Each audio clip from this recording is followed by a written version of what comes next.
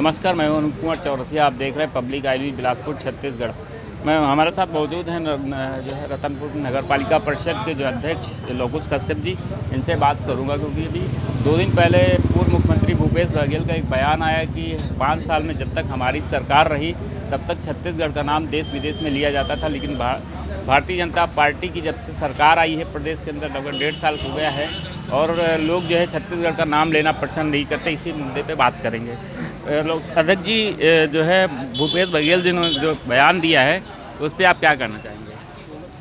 भूपेश बघेल आज की डेट में आप पूरे छत्तीसगढ़ वासियों को पता है कि उनकी स्थिति क्या है। उनकी 5 साल की कार्यशाला क्या रहा, आज पूरे अधिकारी अंदर है और उनके यहाँ तक उनके बेटे भी चैतन्य बघेल जी अभी अंदर है, जिसके जमानत कराने के लिए इन लोग दर दर भटक रहे हैं।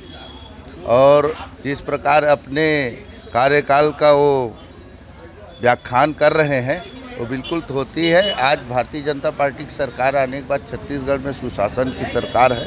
निश्चित ही अपराध कम हुआ है और बहुत सारे विषय में छत्तीसगढ़ वासियों को राहत मिली। अच्छा, उन्होंने लॉ एंड ऑर्डर पे जो है उंगली उठाई है कि जब से भारतीय जनता पार्टी की सरकार आई है तब से यहाँ पे छत्तीसगढ़ में चाकूबाजी बहुत ज़्यादा हो रही है। क्या इस सरकार से पहले जो कांग्रेस सरकार थी उसमें नहीं हो रहा था? कांग्रेस सरकार में आप लोगों को पता है कि खुलेआम डकैती होती थी। आज बड़े बड़े लोगों की कांग्रेस की सरकार जो भूपेश बघेल के द्वारा स्वयं संरक्षण दिया गया है, जिसका आप लोगों को पता है, चाहे शराब माफिया हो चाहे गौठान माफिया हो, बहुत सारे ऐसे माफिया लोग, कोयला माफिया, उन्हीं लोग फले फूले हैं।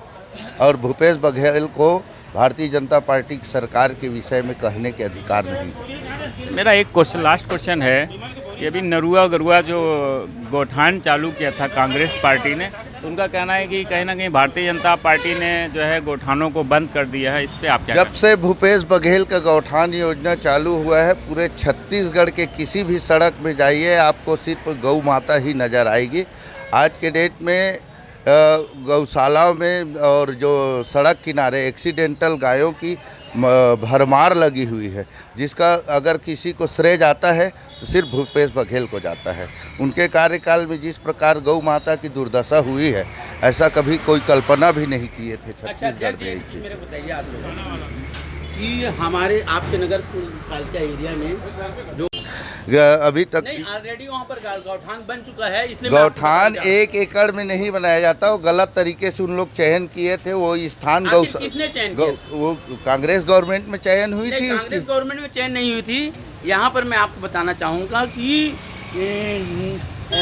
यहाँ पर स्थानीय निकाय में हमारे पूर्व नगर पालिका अध्यक्ष घनश्याम रात्रि जी की यहाँ पर सरकार थी। तो मेरे कहने तो उनके पीरियड में हुआ, ये क्या उचित है कि अनुचित है, मेरे बताइए आप। मैं ये बात बताने का मुझे आवश्यकता ही नहीं है। पूरे रतनपुर की जनता जानती है कि वो गौठान के लिए ऐसा कहीं पर भी घेर दिया और गौठान बन जाए, ऐसा संभव नहीं है। गौठान के लिए निश्चित ही कम से कम 5 एकड़ का चारागाह बनाने का इनकी योजना था। आप स्वयं वहाँ गए हैं और वहाँ पर सिर्फ 1 एकड़ भी नहीं रहा है, जिसमें उन लोग गौठान का योजना चालू कह देने से नहीं होता।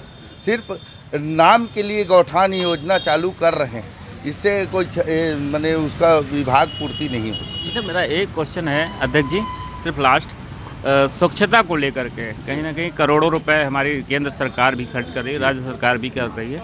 यहाँ पे मैंने देखा 1-2 वार्डों में ऐसे है कि बहुत ज़्यादा गंदगी, जैसे 3 नंबर वार्ड में महामाया मंदिर जो है और स्वीट भवन के पीछे इतनी ज़्यादा गंदगी है और वहाँ गौवंश भी विचरण करता रहता है और काफ़ी ज़्यादा दिक्कत। आपके द्वारा बहुत ही सुंदर प्रश्न किया गया है।